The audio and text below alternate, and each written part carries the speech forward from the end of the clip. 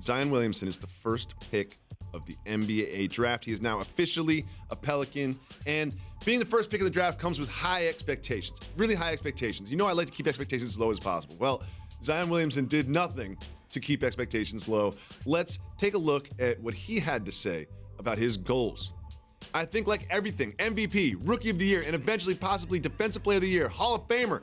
I think if you don't hold yourself to those standards or try to carry yourself as such, I don't know what you're striving for. What do you think about him raising the expectations for himself? It's awareness that he understands while he's a terrific talent and has a level of athleticism with his size that we just have not seen, that continues to just wow the masses. To get a chance to watch him play, jumping off his left foot to dunk, jumping off his right foot to dunk, using his left hand to dunk, using his right hand to dunk, doing 360s in basketball games, blocking people's jump shots in the corner. Like, these are unique to Zion. So he understands that there's a level of hype and expectations that comes with not only what he can bring to the table after being coached by Mike Krzyzewski for a year, but that comes with the #1 pick. And when you're able to be that, there are other guys that once they got drafted, like a Tim Duncan, boom, immediate impact, win a championship. Magic Johnson, jump center, immediate impact, win the championship. We've seen guys have this level of impact. And so I'm not mad at him for embracing it and owning it. But I like what the team did. And look no further than Lonzo Ball, because they did everything the opposite of what the Lakers did when they drafted Lonzo Ball. Remember, when he got picked, it was his number's going to be in the rafters. We are the new Showtime. With Zion, this is Drew Holiday's team.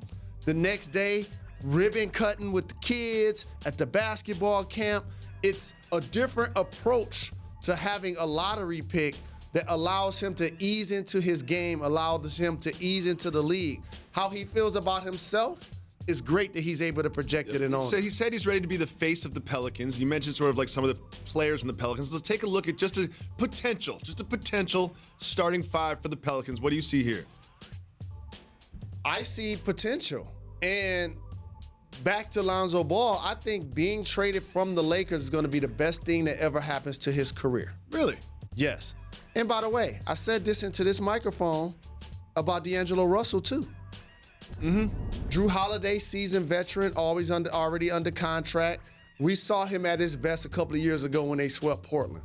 Brandon Ingram has shown that he can be a 20-point scorer in this game. Especially mid-range, can get his shot off the dribble. I like what he's able to bring to the table. Hopefully he's recovered to be 100% from his issue with blood clots. But the anchor and the projection of a roster doesn't look as good if Zion doesn't play like he's capable of playing. So every other thing that I just discussed becomes water under the bridge. Zion has to perform like a #1 prospect that a lot of people feel that is the knockout prospect that we've seen since LeBron James. I'm so excited to watch Zion Williamson play NBA basketball. In the very first game, do you know who he goes up against? I'm pretty sure the NBA marketing knows how to put him against R.J. Barrett. R.J. Barrett, of course, exactly.